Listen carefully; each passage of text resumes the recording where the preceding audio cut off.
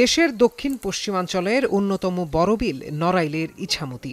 এক সময় অবিভক্ত রাজশাহী জেলা, পরবর্তীতে নাটোর জেলার দীঘাপতিয়ার জমিদারের আওতাধীন ছিল এই বিল। পরে দীঘাপতিয়ার জমিদার বিল ইছামতি সহ আশপাশের এলাকাগুলো নড়াইল ও ঝিনাইদহের জমিদারদের দিয়ে যান। বর্তমানে নড়াইলের লোহাগড়া উপজেলায় অবস্থান কালের ঐতিহ্য এই বিলের। ৮,০০০ একর ফসলি জমির এই বিলে ৮ বছর আগে থেকে জলাবদ্ধতা সমস্যা প্রকট হয়।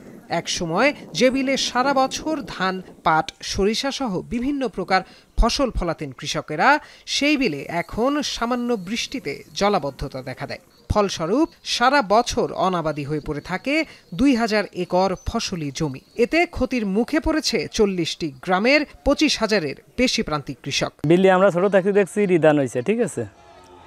এখন এই যে ডুবে থাকার কারণে হচ্ছে ঘের কাটিছে, সব ধান হয় না, ডুবিয়ে থাকে, আনার পানি বাইরে হয় না, ফসলও হয় না।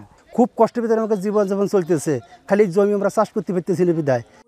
নড়াইল পানি উন্নয়ন বোর্ড ২০২০-২১ অর্থ বছরে মিঠাপুর খাল ও জিয়া খাল দুটি ৩ কোটি টাকা ব্যয়ে পুনঃখনন করলেও নেই তার সুফল। খাল কাটিয়ে জমি নষ্ট করেছে, কিন্তু খালের মুখ ছাড়া হয় না। এর জন্য আমাদের অন্তত পক্ষে ১-১৫০ গ্রামের লোকের বিলি জমি মাছ যাচ্ছে। এই বিলটা যদি বাঁচে যায় তাহলে এই দেশের যত লোক আছে সব বাঁচতে পারে। এলাকায় যদি এই খালটার মুখ ছাড়ানো হতো মানে পর্যাপ্ত পরিমাণ, যার ফলে বাম্পার ফলনের ধান আসলে এই ইছামতির বিলে হতো। জলাবদ্ধতা থেকে উত্তরণে ২টি স্লুইস গেট নির্মাণ করার পরিকল্পনা করা হয়েছে বলে জানায় পানি উন্নয়ন বোর্ড।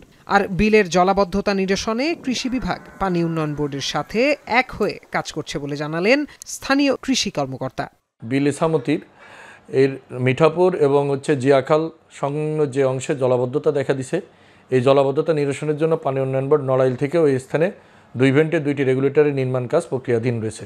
আশা করি যে এই বিলের যে সম্পূর্ণ জমিগুলো আছে এগুলো পুরোপুরি চাষের আওতায় আসবে এবং আমাদের কৃষি সম্প্রসারণ অধিদপ্তর, আমরা পানি উন্নয়ন বোর্ডের সাথে খুব ওতপ্রোতভাবে এগুলো কাজ করছি, যাতে করে খুব দ্রুত এই সমস্যার সমাধান করা যায়। ইছামতি বিলের জলাবদ্ধতা দূর হলে প্রতি বছর এ জনপদ থেকে আরও অন্তত ১২,০০০ মেট্রিক টন ধান, পাট ও সরিষা উৎপাদন হবে। তাই দ্রুত সমস্যা সমাধানের দাবি প্রান্তিক কৃষকদের। এখন নড়াইল।